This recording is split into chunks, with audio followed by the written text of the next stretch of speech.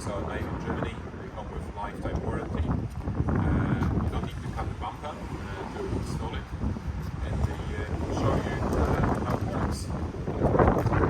So if you want to touch it, all you have to do is pull on the handle and then turn it. The towbar gets removed, and then your wiring hides in the bumper, which swivels down when you need to use it. So you can swivel it up and it clicks back into the bumper. And if you want to reinstall the towbar back in, all you have to do is locate the hole and attach one.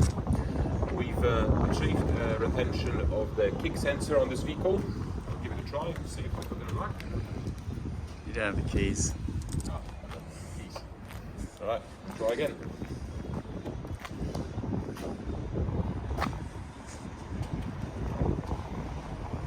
Okay, I don't know how to do that. It's got to be forward back. You can't go sideways.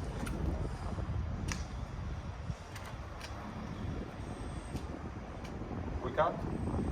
Okay. Oh, yeah. Okay, so we worked.